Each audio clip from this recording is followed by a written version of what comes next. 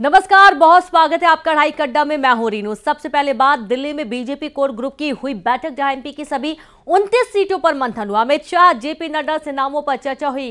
राज्य core group की report पर हुआ मंथन। 2.5 घंटे तक ये बैठक चली, जिसमें उम्मीदवारों के नामों को लेकर चर्चा हुई। कल चुनाव समिति की बैठक में मुहर लगेगी। बड़ी खबर आपको दे रहे हैं दिल्ली से, जहां बीजेपी कोर ग्रुप की महत्वपूर्ण बैठक और एमपी की सभी 29 सीटों को लेकर मंथन किया गया। और अब अमित शाह, जेपी नड्डा से नामों पर चर्चा। राज्य कोर ग्रुप की रिपोर्ट पर हुआ मंथन। 2.5 घंटे उम्मीदवारों के नामों को लेकर चर्चा हुई। कल चुनाव समिति की बैठक के दौरान मुहर लगेगी।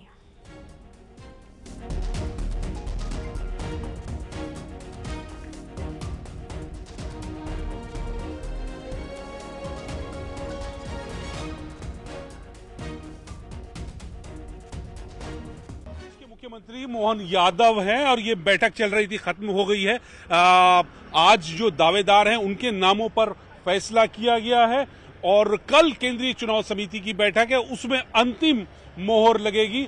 अब ये तय हो चुका है कि कल केंद्रीय चुनाव समिति की बैठक में जो नाम रखे जाएंगे उनको लोकसभा चुनाव में भाजपा अपना मध्य प्रदेश में चेहरा बनाएगी। तमाम जो तस्वीरें हैं, जो सस्पेंस है, कमोबेश वो खत्म हो चुका है। मीटिंग खत्म हो गई है। करीब 2.5 घंटे मीटिंग चली है भाजपा कोर कमेटी की मध्य प्रदेश को लेकर। इसमें पार्टी अध्यक्ष जेपी नड्डा, राष्ट्रीय अध्यक्ष जेपी नड्डा थे और गृह मंत्री अमित शाह मौजूद थे। तमाम बड़े नेताओं के सामने भाजपा मध्य प्रदेश कोर कमेटी के अध्यक्ष ने, वीडी शर्मा मुख्यमंत्री हो, उन्होंने अपनी बातें रखी और उन्हीं रिपोर्ट पर, उन्हीं बातों पर, उन्हीं दावेदारों के नामों पर चर्चा की गई। अब केंद्रीय चुनाव समिति की बैठक कल होने वाली है, उसमें अंतिम मोहर लग जाएगी। कैमरामैन चंदन के साथ नई दिल्ली से अशरफ काजमी, न्यूज़ 18। तो देखा आपने कुछ तस्वीरें, जब मुख्यमंत्री डॉक्टर मोहन यादव चर्चा के बाद यहां से रवाना होते हुए नजर आए। और दिल्ली की कुछ एक्सक्लूसिव तस्वीरें आपको दिखाई जा रही हैं, जहां पर आज एमपी के प्रत्याशियों को लेकर चर्चा हुई, गहन चिंतन मंथन हुआ। और सीधे रुक करेंगे ज्यादा जानकारी के साथ, संवाददाता अशरफ काजमी जुड़ गया। अशरफ, महत्वपूर्ण बैठक पूरी हो चुकी है और जाहिर सी बात है इस बैठक के बाद जो निचोड़ है वो ये कि जो सीटों की नामों की चर्चा जोरों शोरों से चल रही थी वो तय हो चुके होंगे।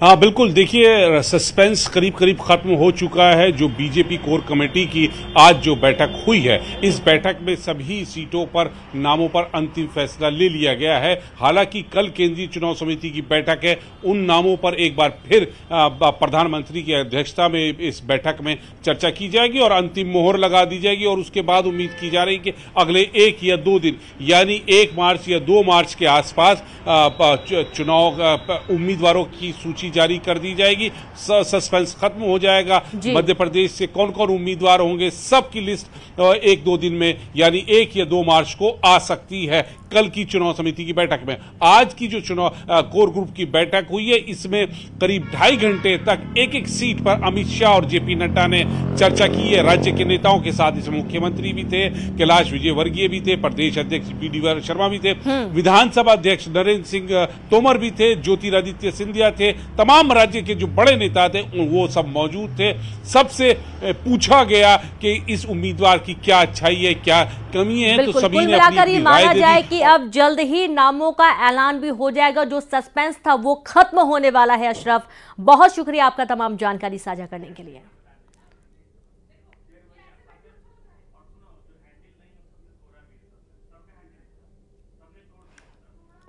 तो वहीं छत्तीसगढ़ सीएम विष्णुदेव साय की सुरक्षा में सेंध का मामला। छत्तीसगढ़ डीजीपी अशोक जुनेजा ने की पुष्टि। डीजीपी ने कहा कि सिक्योरिटी इंटेलिजेंस इस मामले को देख रही है, कुछ लोगों को निलंबित किया गया है, आगे भी कार्रवाई हो सकती है। 25 फरवरी की शाम को पहुंचा था पहुना में सीएम कक्ष के बाहर पिस्टल लेकर पहुंच गया था शख्स, और अब 3 सुरक्षा कर्मियों को निलंबित किया जा चुका है। कुछ और पर भी गाज गिरने की आशंका है, जांच चल रही है।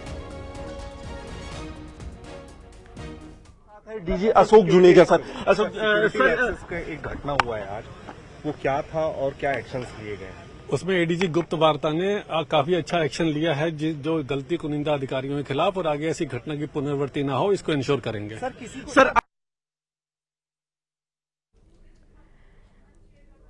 और अब बात जहां दमोह में गिरा कच्चा मकान, बारिश के चलते गिरा कच्चा मकान गिरने से चपेट में आया गरीब परिवार, जहां मां और बच्ची मलबे में दब गए। मां बेटी को निकाला गया बाहर, दोनों का अस्पताल में इलाज जारी है।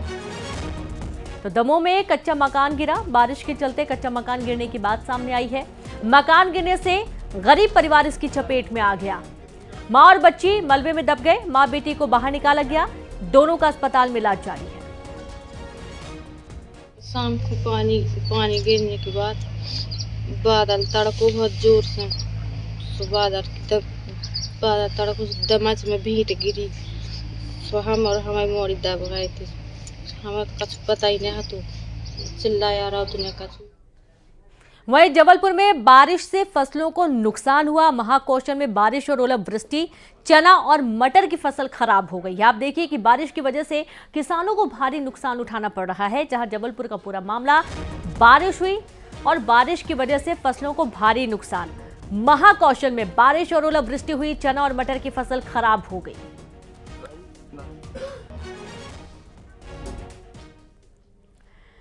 वहीं छत्तीसगढ़ के पूर्व कांग्रेसी मंत्री अमरजीत भगत सरकारी जमीन पर कब्जे के आरोप में घिरते जा रहे हैं। पहले शिव डहरिया की पत्नी पर जमीन पर कब्जे के आरोप लगे और अब अमरजीत भगत सवालों के घेरे में। इस विवाद को कांग्रेस लोकसभा चुनाव से पहले बदनाम करने की साजिश बता रही है, तो वहीं सत्ताधारी पार्टी से सोची समझी रणनीति के तहत किया गया कब्जा बता रही है।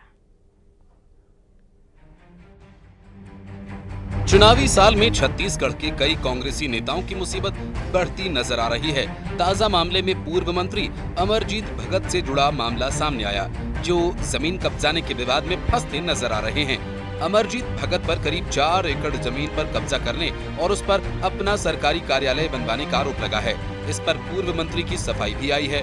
सर उपयोग कोई अपने नाम से पट्टा तो मैंने नहीं बनवाया है, तो लोगों को क्यों इस बात से इतना तकलीफ है। उनको जब मैं मंत्री था, सरकार में था, हमारे उसका उपयोग किया, सरकारी पैसा से बना, मैं उस बात से इनकार कहाँ कर रहा हूँ। आज गार्डन बना है, सब उठिए बैठिए घूमिए। अगर भवन बना है, जब तक था तब तक मैं अपना उपयोग किया, अब सामूहिक उपयोग के लिए है। सर उपयोग कोई अपने नाम से पट्टा तो मैंने नहीं बनवाया है, तो लोगों को क्यों इस बात से इतना तकलीफ है। उनको जब मैं मंत्री था, सरकार में था, हमारे उसका उपयोग किया, सरकारी पैसा से बना, मैं उस बात से इनकार कहाँ कर रहा हूँ। आज गार्डन बना है, सब उठिए बैठिए घूमिए। अगर भवन बना है, जब तक था तब तक मैं अपना उपयोग किया, अब सामूहिक उपयोग के लिए है। चरागाह की जमीन पर कब्जा किया, जमीन पर आलीशान ऑफिस बनवाया, कब्जा कर सरकारी दफ्तर बनवाया, जमीन पर मंदिर, ओपन गार्डन बना। चरागाह की जमीन पर ऑफिस कैसे बना? निर्माण की राशि किस विभाग ने खर्च की? पहले ऑफिस हैंडओवर क्यों नहीं किया गया? ऑफिस में लगे एसी अब क्यों निकाले गए? अमरजीत भगत पर जमीन कब्जाने के लगे आरोप को नेता प्रतिपक्ष चरणदास महंत आगामी लोकसभा चुनाव से जोड़ रहे हैं। नेता प्रतिपक्ष का आरोप है कि संभावित प्रत्याशियों को बदनाम करने के लिए आरोप लगाए जा रहे हैं। के जितने भी कांग्रेस में संभावित उम्मीदवार हो सकते हैं, उनके घरों में छापे लग रहे हैं, उनके संपत्ति पे छापे लग रहे हैं, उनके जो भी रिश्तेदार हैं, जो भी हमारे प्रत्याशी हो सकते हैं, जो भी हमारे फाइनेंसर हो सकते हैं, सभी को घेरने का उनका प्लानिंग है। वहीं मुख्यमंत्री विष्णुदेव साय ने भी विधानसभा में माना कि सरकारी जमीन पर कब्जा किया, अवैध निर्माण किया। से पिछली कांग्रेस की सरकार को मैंने कहा कि वहीं तुम्हारे दस्तखत हुए, वहीं तुम्हारे दस्तखत हुए, जो फैसले अक्सर गलत हुए। तो ये कोई संयोग मात्र नहीं था, कोई इंसिडेंट मात्र नहीं था कि पिछली सरकार ने जहां जहां दस्तखत किया और वो गलत होता चला गया। ये रिमोट से चलने वाली सरकार थी और उससे साजिश के तहत भ्रष्टाचार को प्रमोट करने के लिए, अपने जेबों को भरने के लिए इस तरह के दस्तखत किए गए। इस दृष्टिकोण से हमने पॉलिटिकल अटैक भी किया। इससे पहले एक और पूर्व मंत्री शिव डहरिया की पत्नी शकुन डहरिया पर भी जमीन कब्जाने का आरोप लग चुका है। ऐसे में लोकसभा चुनाव में सत्ता पक्ष को एक और मुद्दा मिल गया, कांग्रेस को घेरने का। ममता लाजिबार, न्यूज़ 18 रायपुर। भगवान श्री रामचंद्र जी का जन्म यज्ञ से हुआ था और ये यज्ञ श्रृंगी ऋषि ने किया था, जो छत्तीसगढ़ की धमतरी में निवास करते थे। वहीं छत्तीसगढ़ जो प्रभु श्री राम का ननिहाल भी कहलाता है। तो आइए आपको बताते हैं कि धमतरी जिले का भगवान राम से क्या नाता है।